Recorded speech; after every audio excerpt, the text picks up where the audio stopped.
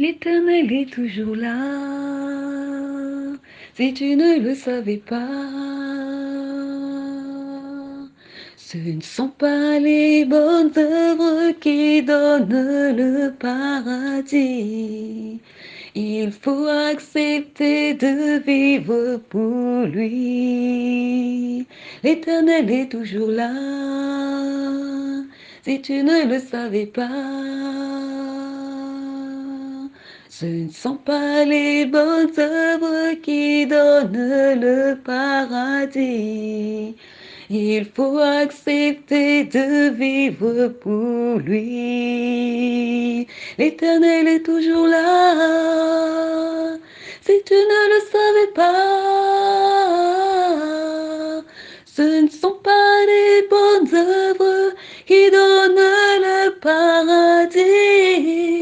Il faut accepter de vivre pour lui. L'Éternel est toujours là. Si tu ne le savais pas, ce ne sont pas les bonnes œuvres qui donnent le paradis. Il faut accepter de vivre pour lui. L'Éternel est toujours là. Si tu ne le savais pas, ce ne sont pas les bonnes œuvres qui donnent le paradis. Il faut accepter de vivre pour lui. Alléluia. Alléluia. Accepter de vivre pour l'Éternel et juste pratiquer de bonnes œuvres, c'est deux choses différentes. Les païens aussi pratiquent de bonnes œuvres. Les païens font des dons aux orphelinats. Les païens adoptent des enfants. Les païens donnent aux pauvres. Les païens créent des associations pour aider des enfants handicapés. Ce sont de bonnes œuvres, mais ils n'ont pas Christ. Ils n'ont pas reçu le Saint-Esprit et donc ils n'appartiennent pas à Christ, comme nous le dit Romains. Alléluia. Alors, à toi ma bien-aimée sœur dans la foi, toi qui as reçu le Seigneur, toi qui as reçu la promesse de Dieu de ne pas être orpheline parce qu'on t'a envoyé le Saint-Esprit, œuvre aux côtés du Saint-Esprit. Parce que c'est lui qui te guidera, c'est lui qui te dira comment servir Dieu. Nous sommes appelés à vivre pour Christ, pas juste à faire de bonnes œuvres. Et vivre pour Christ, cela veut dire être soumis à Christ et faire sa volonté tous les jours. Ça peut paraître impossible. Oui, aux yeux de l'homme, c'est impossible. Mais tout est possible à Dieu. Alors tant que nous marchons avec le Seigneur, aux côtés du Seigneur, nous sommes agréables au Seigneur. C'est le Seigneur qui fait toutes choses en nous. Le Seigneur l'a dit dans Jean 15. Le Seigneur Jésus-Christ est le vrai cep et nous sommes les sarments. Jésus nous porte. Parce que nous-mêmes, de par nous-mêmes, nous ne pouvons rien faire. Alléluia. Que toute la gloire revienne à l'Éternel du Tout-Puissant. Merci Seigneur de nous conduire encore aujourd'hui dans ta parole qui est la vie, ta parole qui nous bénit chaque jour, ta parole qui nous fait grandir, qui nous fait croître dans la foi. Ta parole éternelle qui brise les joues dans nos vies, qui nous sanctifie parce qu'elle est la vérité. Merci Père pour ce moment précieux, car ta parole n'a pas de prix. Alléluia. Et la parole du Seigneur ne tarit jamais, elle ne s'épuise pas. Amen. Gloire à Jésus-Christ. Shalom Église.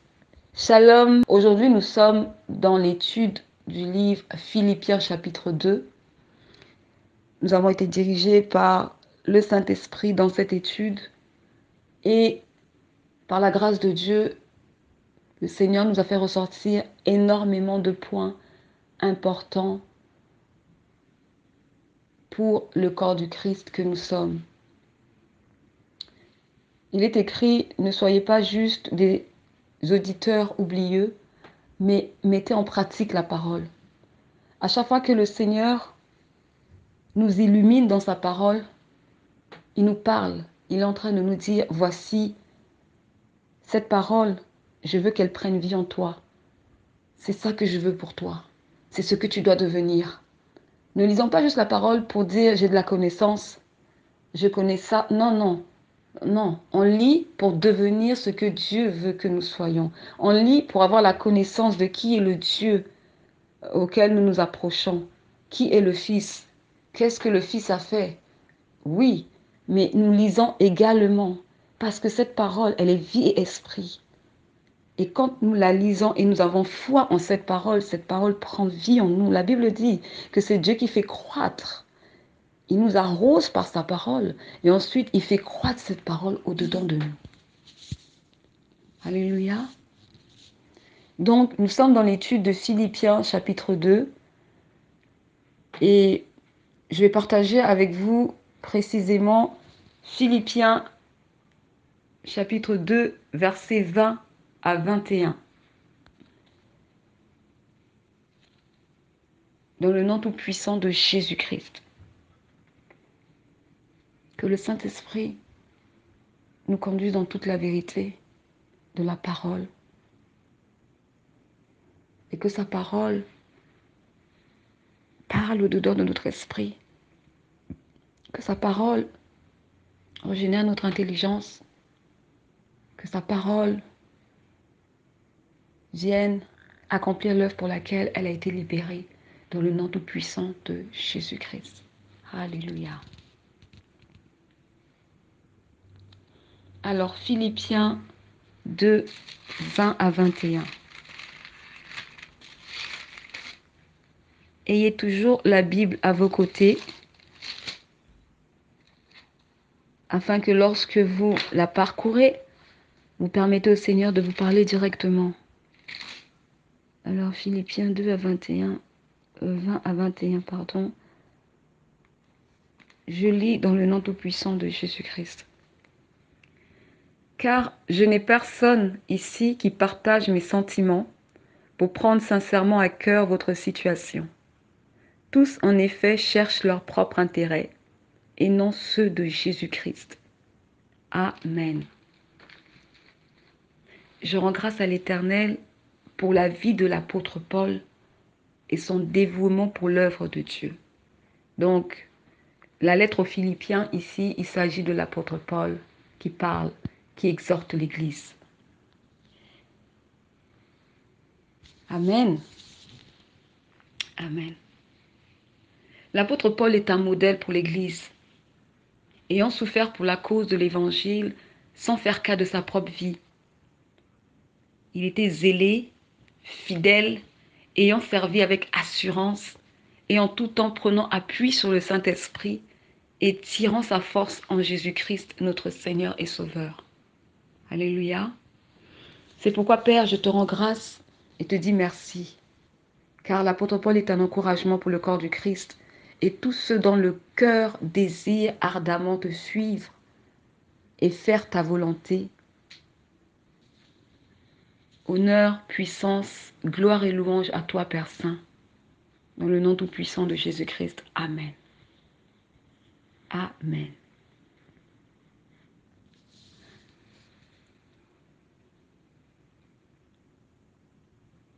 Alors, à travers ce passage de Philippiens 2, 20, 21, en lisant ce que dit l'apôtre Paul, je peux ressentir son désarroi et sa peine, celle de savoir qu'autour de lui, ceux qui se disent être chrétiens, en plus serviteurs de Dieu, et de surcroît qui invoquent le nom du Seigneur Jésus, n'ont pas le fardeau de l'œuvre de Dieu, comme l'a l'apôtre Paul, et ne considèrent ni ne valorisent le Seigneur, mais recherchent uniquement leur propre intérêt.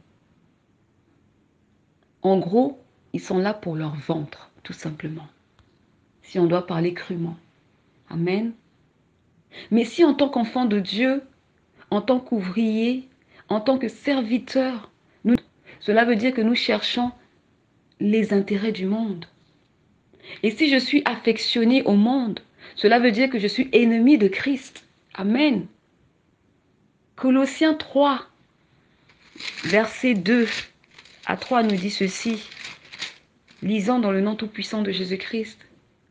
Affectionnez-vous aux choses d'en haut et non à celles qui sont sur la terre, car vous êtes morts et votre vie est cachée avec Christ en Dieu. Amen. Comprenons que dans l'Église, il y a le blé et l'ivraie, les brebis et les boucs, les vierges sages et les vierges folles. Nous sommes tous mélangés, mais Dieu sait qui lui appartient. Alléluia. Judas l'Iscariote faisait partie des 12 disciples. Amen. Mais n'appartenait pas à Christ, car il était fils de la perdition, afin que les Écritures s'accomplissent. Donc, cette déclaration de l'apôtre Paul, de Philippiens 2, versets 20 à 21, nous ramène à cette écriture de Matthieu 13, 29 à 30. Je lis dans le nom tout-puissant de Jésus-Christ. Matthieu 13, 29 à 30. Gloire à Jésus-Christ pour sa parole. Merci Père. Alléluia. Non, dit-il, de peur qu'en arrachant l'ivraie, vous ne déracinez en même temps le blé. Laissez croître ensemble l'un et l'autre jusqu'à la moisson. Et à l'époque de la moisson, je dirai au moissonneur, arrachez d'abord l'ivraie et liez-la en gerbe pour la brûler. Mais amassez le blé dans mon grenier. Amen. Église, nous sommes mélangés. L'ivraie et le blé sont mélangés. Mais il y aura un temps marqué où le Seigneur viendra sélectionner, où le Seigneur viendra mettre de côté l'ivraie et le blé. Mais pour l'instant, nous sommes mélangés. 1 Corinthiens 3, 13 nous dit ceci. Allons-y, 1 Corinthiens 3, 13. Merci Père pour ta parole.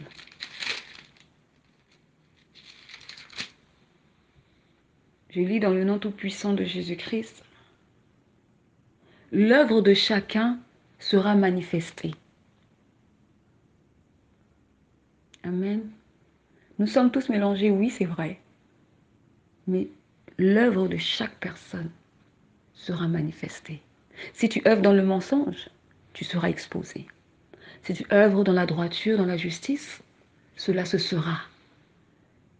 Il est écrit, on les reconnaîtra par leurs fruits. Alléluia. C'est pourquoi, enfant de Dieu, tu dois savoir discerner. Lorsque tu es enseigné par un serviteur, discerne quels sont les fruits de cet homme de Dieu. Discerne s'il est véritablement un oint de Dieu. Le Saint-Esprit peut te le révéler. C'est pourquoi il est dit du Saint-Esprit qu'il est l'esprit de vérité. Il faut le consulter, il faut lui poser des questions. Et il te répondra. Alléluia. Bien-aimés sœurs dans la foi, nous sommes à la fin des temps. Et le Seigneur nous dit dans Apocalypse 22, 11. Apocalypse 22, 11, le dernier chapitre.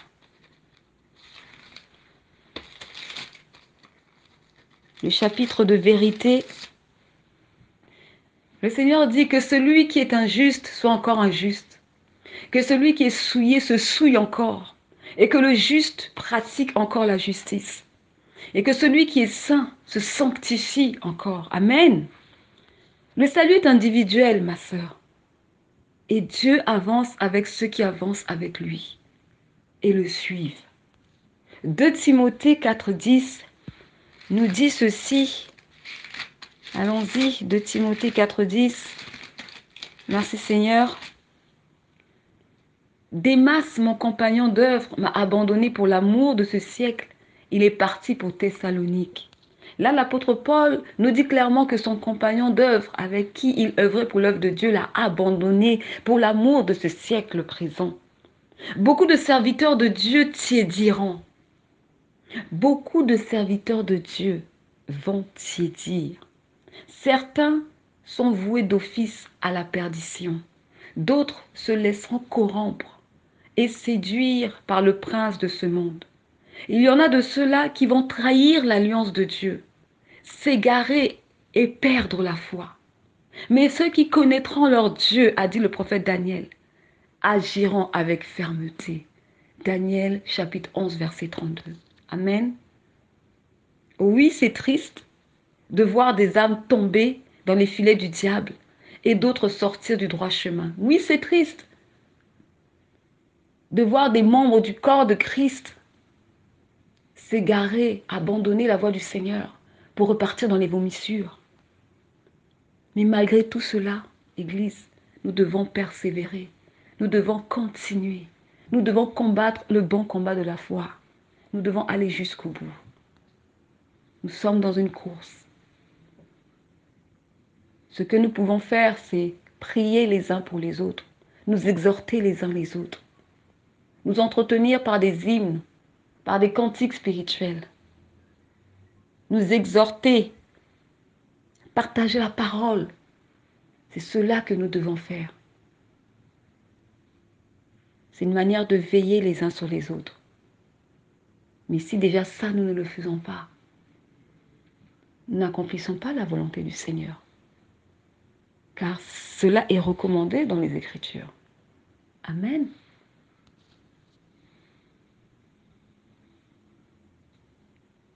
Je le répète encore, le salut est individuel. Nos combats sont différents.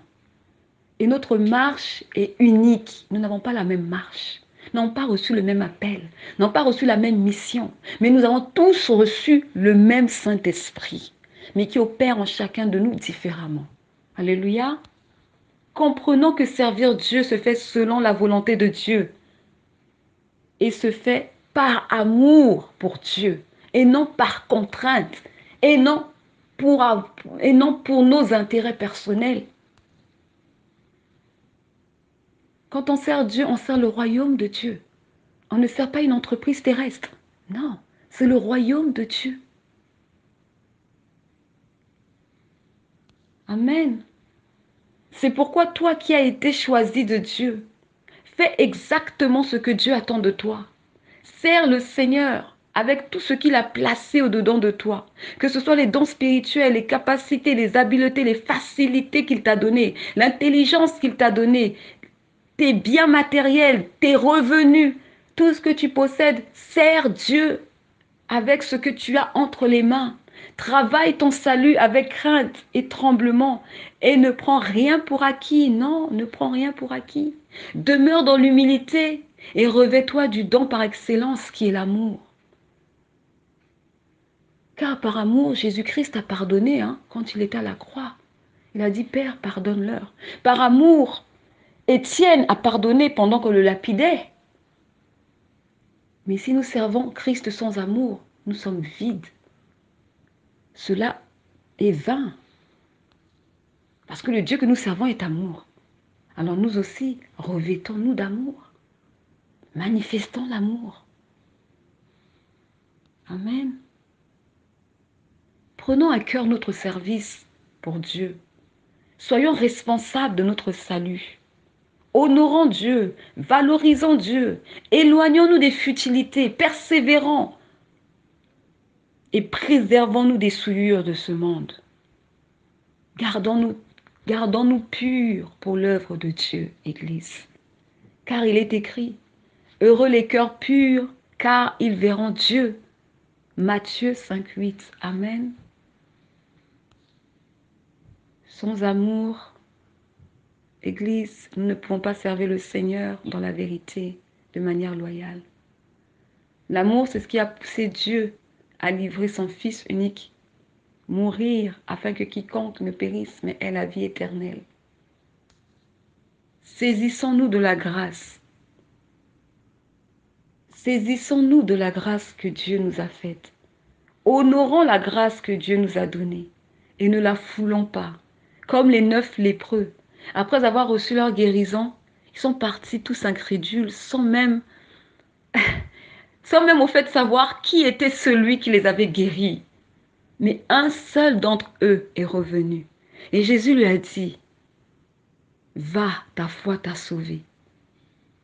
C'est écrit dans Luc 19, c'est écrit dans Luc 17, verset 19. Amen. Ils étaient 10, un seul est revenu. Il est revenu parce qu'il avait la foi en Jésus. Il est revenu par reconnaissance. Il est revenu, certainement, c'était aussi la volonté de Dieu. Mais Jésus lui a posé la question, n'étiez-vous pas 10? Où sont les 9 autres? Je fais un parallèle. C'est à peu près la même histoire avec Caleb et Josué. Et les autres, ils ont été envoyés pour aller espionner la terre de Canaan. Et arrivé à mi-chemin, il y a un groupe de personnes qui s'est agité en disant non, non, non, nous on ne poursuit plus. Ce sont des géants. Ils vont nous tuer. Nous on ne veut plus aller là-bas. Ils ont rebroussé chemin. Ils ont eu peur. Ils ont manqué de foi. Mais Caleb et Josué, comme le dit la parole, ils étaient animés d'un autre esprit. Et eux, avec courage et assurance, ont persévéré. Ils sont allés jusqu'au bout de la mission. Et ils ont été bénis. Ils ont été récompensés par Dieu. Voilà, Église. Nous sommes nombreux au départ à servir l'Éternel. Mais à la fin, nous serons très peu. Car il y a beaucoup d'appelés, mais peu d'élus. Mais soyons parmi ces élus. Soyons parmi ceux-là qui iront jusqu'au bout. Soyons parmi ceux-là qui vont tenir ferme. Car il est écrit que le royaume appartient aux violents. Seuls les violents s'en emparent. Soyons violents dans notre foi. Soyons jaloux de notre salut. Préservons-le. Vous voyez, les riches, ils gardent leur argent en banque. Ils ont des coffres forts spéciaux. Ils les gardent jalousement. Ils ont des codes pour avoir accès à ce coffre. Parce qu'ils le gardent jalousement. Parce qu'à leurs yeux, cet argent est précieux. Alors, que notre salut aussi soit précieux. Valorisons notre salut. Parce que c'est ça le passeport pour l'éternité. C'est ton salut, mon frère, c'est ton salut, ma soeur. C'est pas ta maison, c'est pas ton emploi, c'est pas ta voiture, c'est pas ta famille, non. C'est ton salut. Le Saint-Esprit, le gage de ton salut. Alléluia. Ma soeur bien-aimée dans la foi, il est important pour nous qui nous disons être enfants de Dieu de connaître notre Dieu. Apprenons à connaître véritablement le Dieu que nous servons. Celui qui nous a choisis, qui nous a établis. Ayons cette soif en nous de le connaître en profondeur et demeurer dans ses voies, grandissant dans la foi et allant de gloire en gloire avec Dieu. Car c'est ce qui est écrit. Avec l'Éternel, nous ferons des exploits. Nous irons de gloire en gloire. Faisons du Saint-Esprit notre confident, notre allié. Que l'amour soit notre partage en tout temps. Car Dieu est amour. L'amour triomphe de tout. Ces 3 choses demeurent. La foi, l'espérance, la charité. Mais la plus grande de ces choses, c'est la charité. Nous dit Romains 13. Nous dit 1 Corinthiens 13. Nous dit 1 Corinthiens 13. Juste vous donner le passage.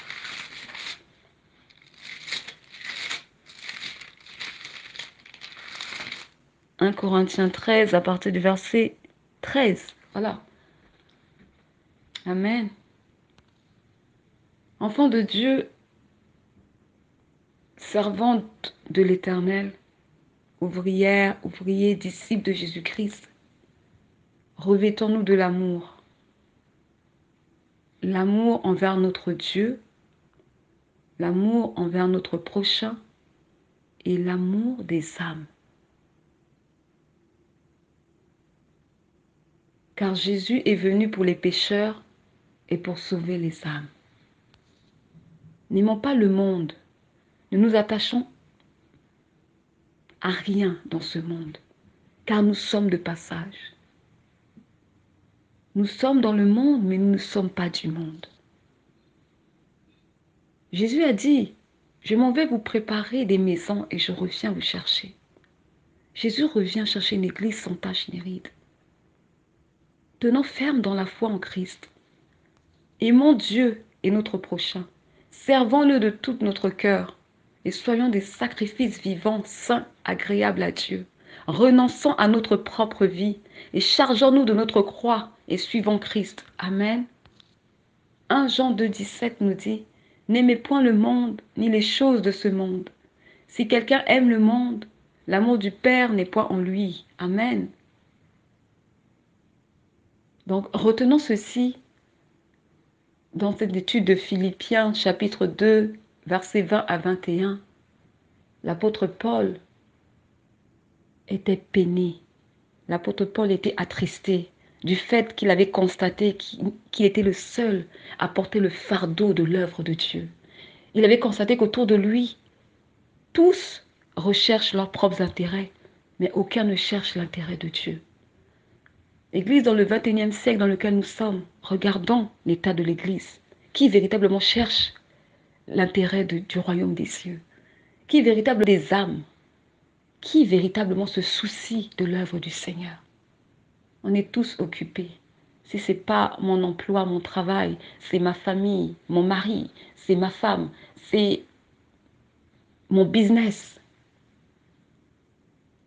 Mais où est la place de Dieu?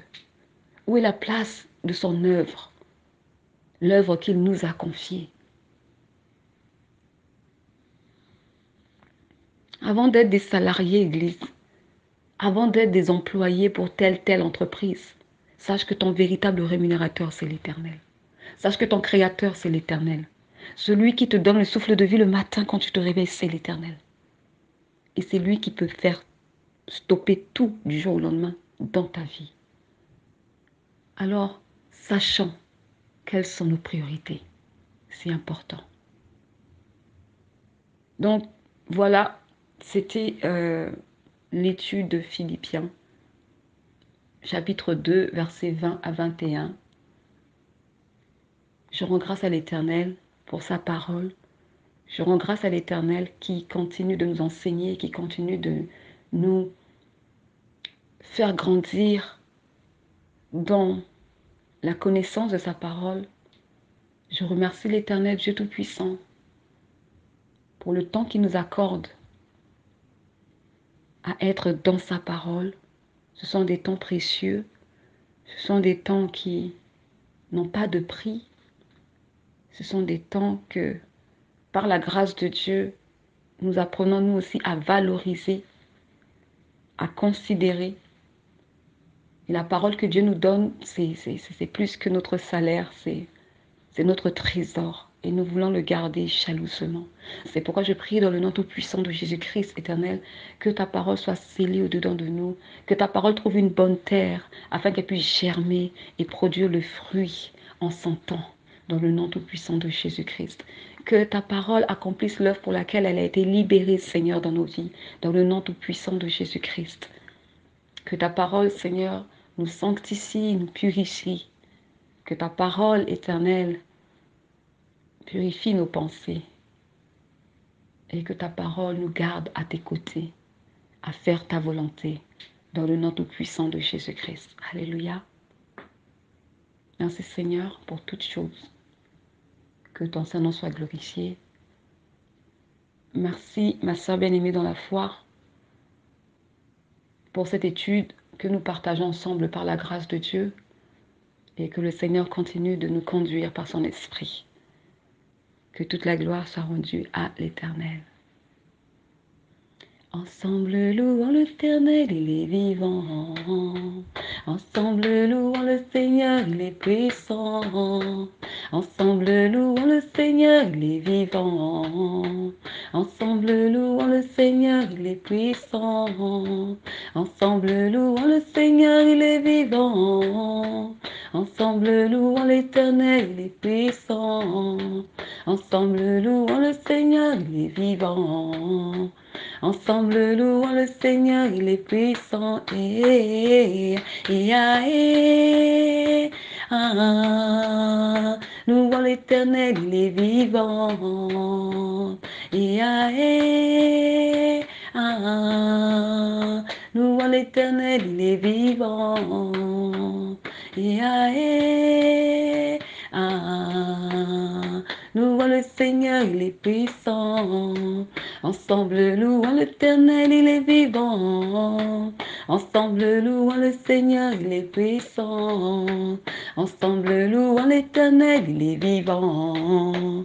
Ensemble, louons l'Éternel, il est puissant. Ah, louons le Seigneur, il est vivant. Ah, louons le Seigneur, il est vivant. Ah, louons le Seigneur, il est vivant. My God is good, my God is good, my God is good, my God is good, my God is good, my God is good, He is good for me. Zambe malamu, zambe malamu, zambe malamu, zambe malamu, zambe malamu, zambe malamu. Malamu for me. Zambe boboto, zambe boboto, zambe boboto, zambe boboto, zambe boboto, zambe boboto, boboto ponanga. Alléluia, gloire à Jésus-Christ. Que l'Éternel, Dieu Tout-Puissant, bénisse sa parole. Que le Dieu de gloire ne cesse d'être élevé dans nos bouches, dans notre attitude, dans notre manière de vivre. Soyons des lumières ici-bas sur terre, car Christ a dit, je suis la lumière du monde, et celui qui me suit ne marchera pas dans les ténèbres, mais aura la lumière de la vie. Gloire soit rendue à l'Éternel, Dieu Tout-Puissant, pour tout ce qu'il fait dans nos vies. Nous lui disons merci et nous lui rendons grâce pour toute situation, bonne ou mauvaise. Que Dieu soit glorifié. Alléluia. Amen. Amen.